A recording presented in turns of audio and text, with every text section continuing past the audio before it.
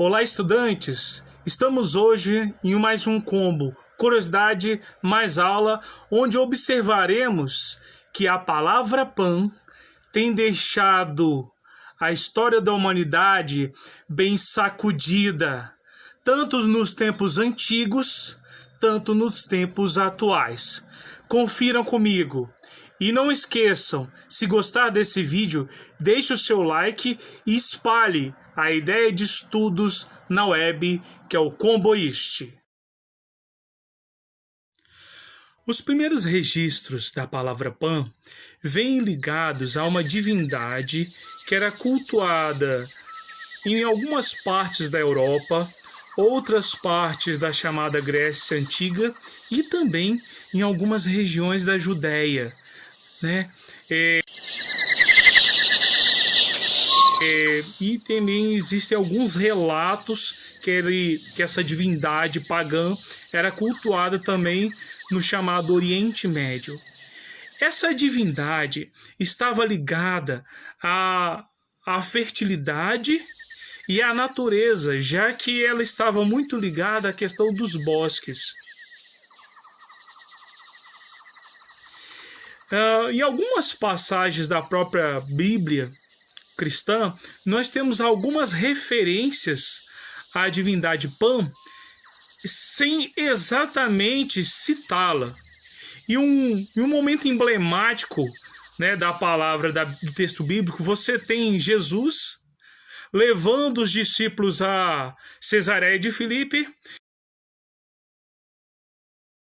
e falando com Pedro que as portas do inferno não prevaleceriam sobre a igreja e sobre a chave daquela igreja que Jesus estava dando para Pedro. E essa chamada porta do inferno era exatamente uma referência ao santuário de Pan que existia em Cesareia de Filipe e também há uma caverna que tem próximo ao local onde Pan era cultuado, que seria o lugar de acesso ao Hades, né? Ao submundo, dentro da crença dos deuses gregos. Além disso, além da utilização da palavra Pan, se referindo a essa divindade que também vai ser cultuada pelos celtas, nós temos a palavra Pan associada a algumas palavras que nós temos atualmente, como pânico. E essa palavra pânico, de certa forma, surgiu exatamente nesses tempos em que essa divindade Pan era cultuada, já que para ela satisfazer a necessidade do povo que a cultuava, ela exigia sacrifícios humanos. E também dizia-se que se a pessoa se perdesse na floresta e fosse achada por Pan, a vida dela já era. Então, por isso, as pessoas tinham medo de Pan, tinham pânico.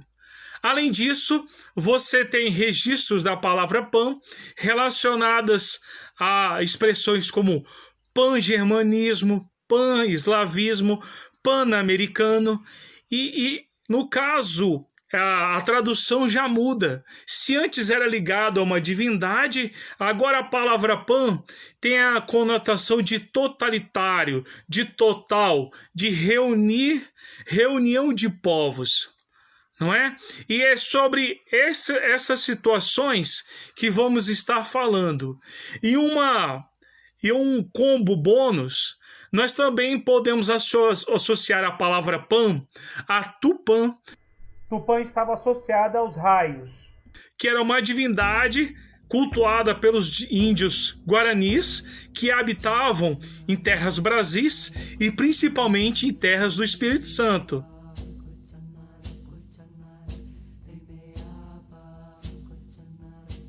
Lembrando que o Espírito Santo foi uma das terras em que os índios deram muito trabalho no período da colonização. Quem pode falar mais sobre isso é o próprio Vasco Fernandes Coutinho. Eu passei só perrengue com esses índios. que teve várias vezes o seu núcleo de povoamento destruído pelos índios. Agora nós vamos para a parte de aula, onde vamos abordar expressões como pan-eslavismo e as doenças que assolaram o mundo e provocaram radicais mudanças no mundo, tanto em situações atuais quanto em situações mais antigas. A primeira associação que nós vamos fazer da palavra pan é em relação à palavra pan-eslavismo. Para entendermos, a gente precisa fazer uma breve recapitulação. O chamado Império Turco-Otomano detinha várias regiões sob o seu domínio, mas em meados do século XIX, essa dominação começa a perder força e vários países começam a realizar movimentos pró-independência, como a Grécia, entre outros. Não é? Um desses países que acabam se fragmentando é a Sérvia. Nós temos o quê? Por exemplo, no final do século XIX e início do século XX. Nós temos os nervos da Europa, né, entrando em ebulição, porque nós temos o neocolonialismo em franca expansão e nós temos também nas regiões eslavas o chamado pan-eslavismo, que era a ideia que a Sérvia tinha de unificar novamente aqueles países de língua eslava, que esse plano poderia ser frustrado se caso fosse assinado o acordo para o qual o arquiduque Francisco Ferdinando, que era o príncipe do Império Austro-Húngaro, que tinha ido para a chamada Bósnia e Herzegovina para assinar um tratado de unificação da Bósnia com o Império Austro-Húngaro. Os sérvios não queriam que isso acontecesse, por isso o chamado movimento extremista chamado Mão Negra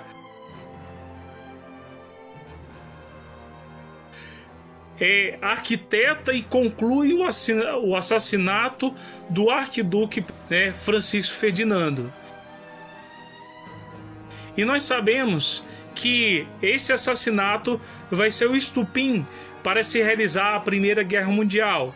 Além disso, nós temos também a associação da palavra pan a algumas doenças que provocaram várias vítimas ao longo da história da humanidade. Vamos falar aqui de 3.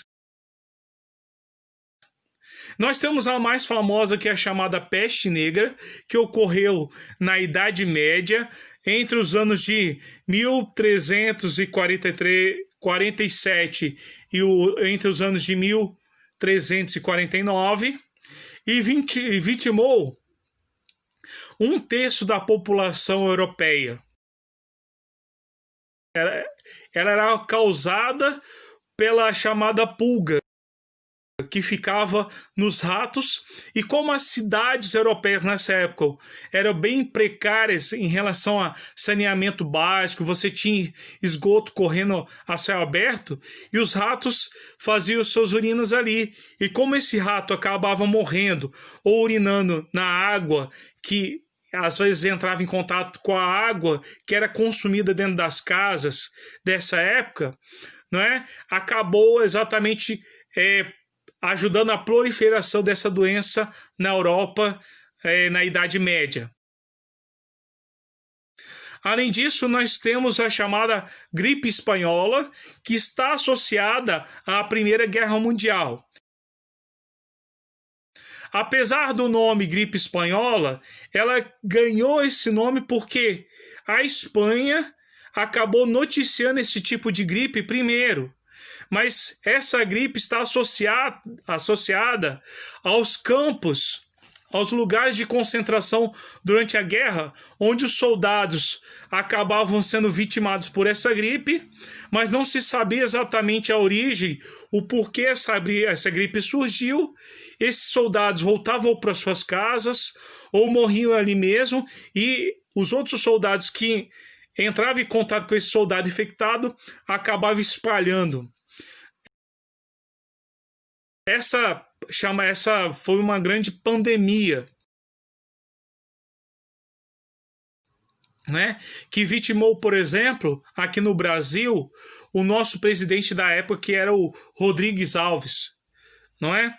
Além disso, em meio a pegando um gancho dessa questão de pandemia, de doenças que realmente trouxeram muito impacto ao mundo e também ao Brasil, nós temos agora o coronavírus, que vai surgir em meio a uma crise diplomática e financeira que estava ocorrendo entre Estados Unidos e China.